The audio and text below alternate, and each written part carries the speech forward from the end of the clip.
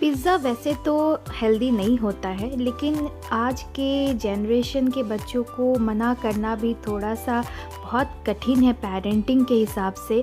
लेकिन मैंने इसका आसान सा हल ढूँढ लिया है, वो है घर पे ही पिज़्ज़ा तैयार कर लेना। और यकीन मानिए, मेरी माँ बोल रही थी कि बहुत कठिन प्रोसेस होगा, और जब उसने देखा ना कि इतना आसान है पिज़्ज़ा बनाना, तो वो बोली अब अगले बार से तो मैं ही बना दूँगी।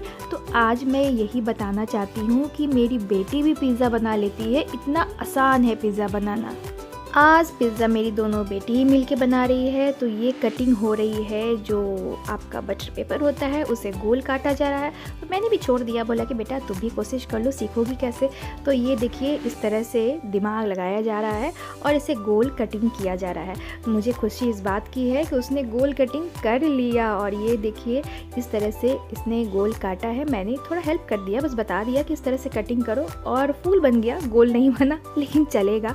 इस तरीके से बटर पेपर तैयार हो गया है। और इसमें मेरी बेटी इसमें लगा रही है घी नहीं, कोई भी तेल आप लगा सकते हैं। तो यहाँ पर सरसों का तेल ही उसने इस्तेमाल किया है, कोई बात नहीं, चलेगा।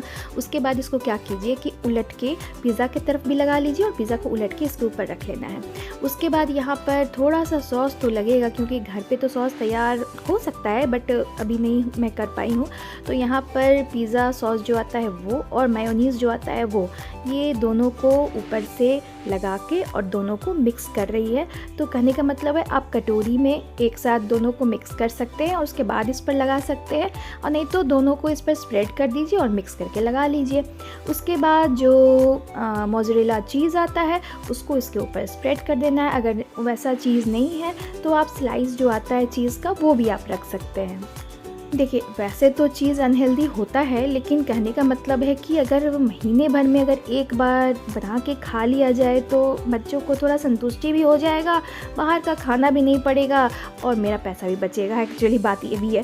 तो चलिए, कोई बात नहीं है। इसके ऊपर इन लोगों ने गार्निशिंग कर दिया है, कुछ ज़्यादा इसमें लगता नहीं है। शिमला मिर्च जो पतले पतले स्लाइसेस में लंबे लंबे कटे हुए हैं, टमाटर जो चौकोर चौकोर रूप में कटे हुए हैं, और प्याज जो भी चौकोर चौकोर रूप में काटा गया है, एकदम पतला पतला। इसके ऊपर ओलिव्स भी लगता है और कॉर्न भी लगता है, जो दोनों ही ब्लिंकिट पे ख़त्म हो चुका था, मुझे नहीं मिला।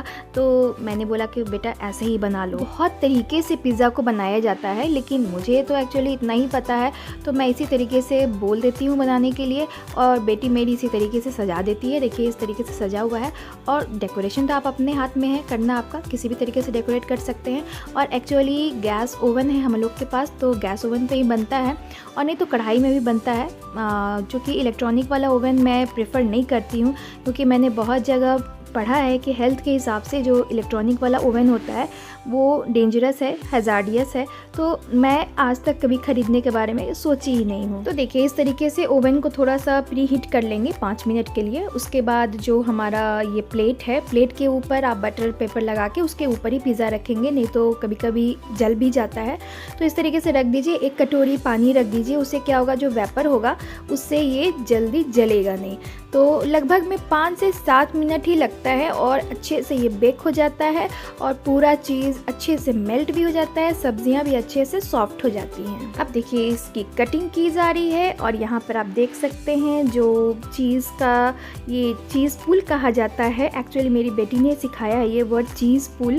तो ये यही चीज़ चाहिए होता है बच्चों को, चीज़ पुल होना चाहिए मम्मा, है ना। तो वो वाला जो चीज़ पुल वाला टेक्सचर है ना, वो भी आ गया है इसमें। तो फिर और क्या कहना है। और हाँ, फाइनल टचअप के लिए ऑरिगेनो, मिक्स हर्ब्स और जो पिज़्ज़ा सीजनिंग आता है वो डालना बिल्कुल मत भूलिए, क्योंकि जो पिज़्ज़ा का टेस्ट आता है ना, वो इसी से आता है। तो बस आप लोगों से यही रिक्वेस्ट रहेगा कि अपने घर पे ही पिज़्ज़ा मतलब बनाइए, और बाहर से बिल्कुल भी मत मंगाइए, बाहर का बिल्कुल भी मत खाइए, क्योंकि घर पे कुछ तो हेल्दी होगा।